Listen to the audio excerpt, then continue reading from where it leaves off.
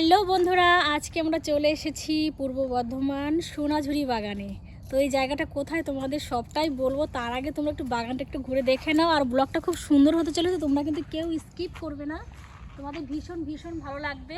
তো আমার তো ভীষণ ভালো লাগছে। এই দেখো আমার সাথে কে আছে, এই যে আমাদের দিদি ভাই। তো এটা কিন্তু বোলপুর সোনাঝুরি বাগান না, সোনাঝুরি বাগান না, ঠান্ডা পড়ে গেছে, শীত করছে, এখন কথা গুলিয়ে যাচ্ছে, ওর জন্য এটা আমাদের গুসকরা সুকান্ত পল্লী, ঠিক আছে। তো তোমরা অনেকেই জানো যে বর্ধমানের এদিকে কিন্তু সোনাঝুরি বাগান প্রচুর আছে।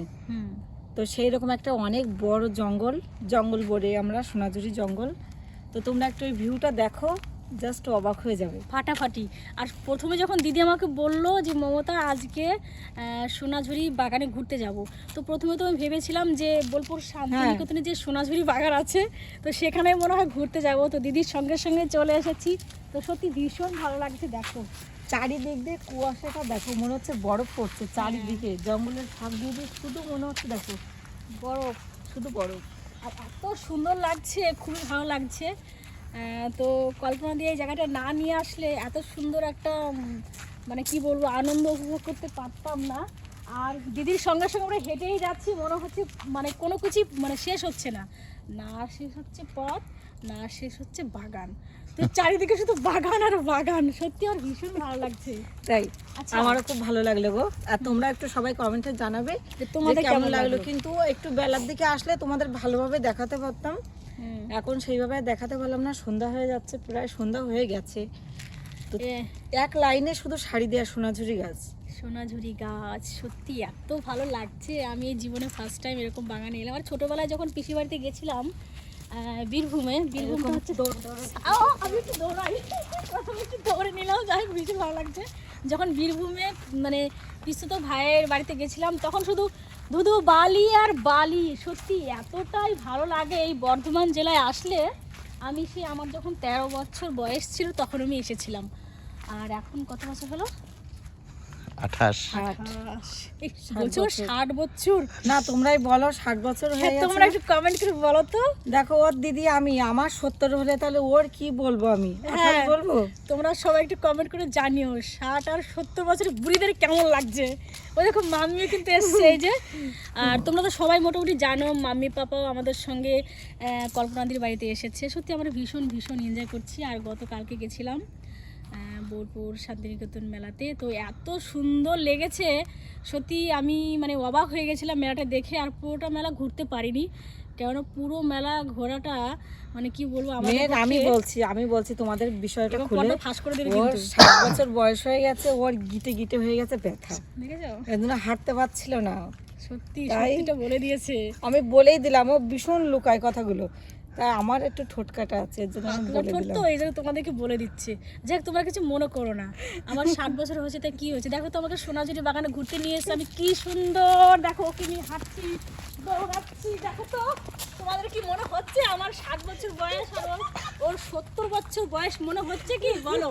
ও যে আমাকে বলছে 60 বছর বয়স। যাই হোক, আমরা দুজনে খুব ছোটাছুটি করছি, দৌড়াদৌড়ি করছি, সেটা তোমরা প্লিজ এটা একটা স্মৃতি হিসাবে থাকলো। তোমরা সবাই বলো কেমন লাগছে। আর এই যে দুজন অপরিচিত, কিন্তু একদম এই প্রথম আমাদের দেখা, কিন্তু মেন বলে না যে রক্তের সম্পর্ক হলে শুধু হয় না, ঠিক আছে, মেন হলো মনের ব্যাপার একটা থাকে।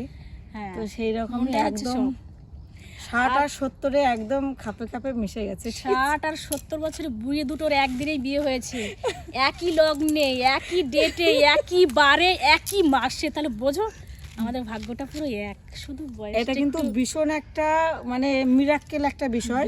হ্যাঁ, ওর যে সালে বিয়ে হচ্ছে আমার একদম সেম, এক ডেটে, একবার, সব একই মাস, একই লগ্ন, শুধু লগ্ন। বউ ভাতটা আগের দিন হয়ে গেছে। আমার আগে হয়েছে, ওর পরে হয়েছে, এইটাই একটু।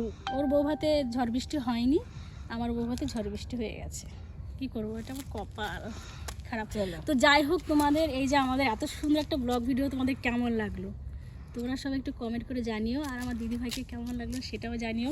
আর হ্যাঁ, দিদিভাইয়ের কিন্তু ইউটিউবে একটা চ্যানেল আছে, নামটা বলে দাও।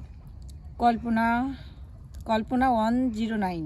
সবাই একটু ফলো করো প্লিজ, একটু ফলো করো তোমরা সবাই, দিদিভাইকে একটু সবাই ফলো করো।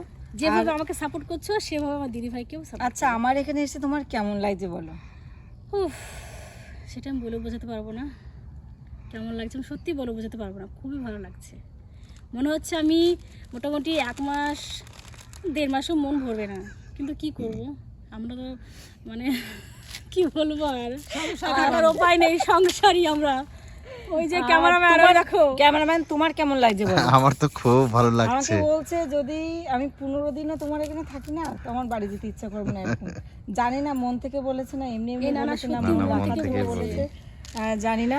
আমি যা বলি মন থেকেই বলি। যা বলে নাকি মন থেকে বলে, হ্যাঁ, একদম। কিন্তু বুঝতে পারিনি যে প্রথম দেখায় বা প্রথম আলাপে মামনির সঙ্গে, মামনি বড় মেয়ে আর আমি মেজো মেয়ে, তো মামনির সঙ্গে আমাদের পরিচয় সেইভাবে, কিন্তু মমতার সঙ্গে আমার সঙ্গে পরিচয়।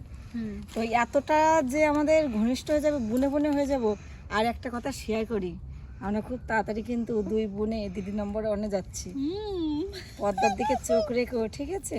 কখন চলে যাও করে কেউ জানে না। কেউ জানতে পারবে না, আছে। কিন্তু তার জন্য কিন্তু সব সময় পর্দার দিকে চোখ রাখতে হবে। বেশ, সবাই ভালো থেকো, সুস্থ থেকো। সন্ধ্যা হয়ে যাচ্ছে আর তোমাদের আমি সোনাঝুরি দেখো।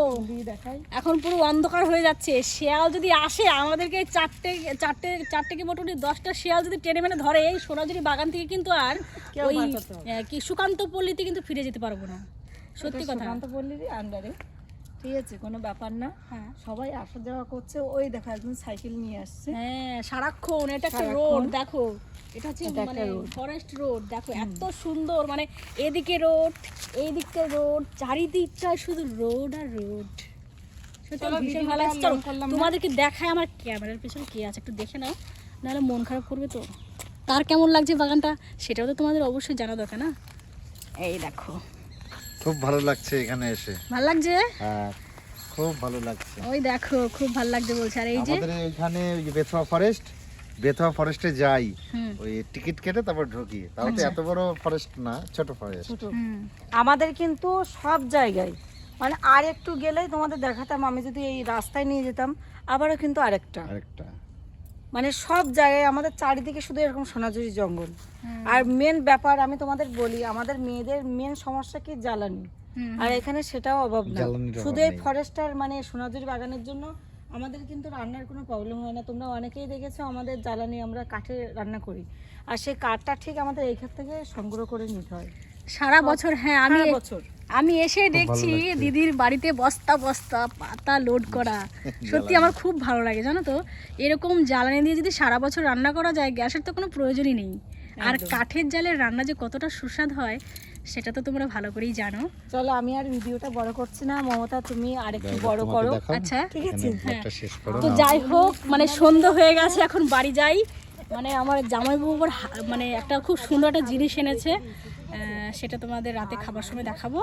এখন ব্লগটা এই পর্যন্তই, চলো টাটা, চলে এসো।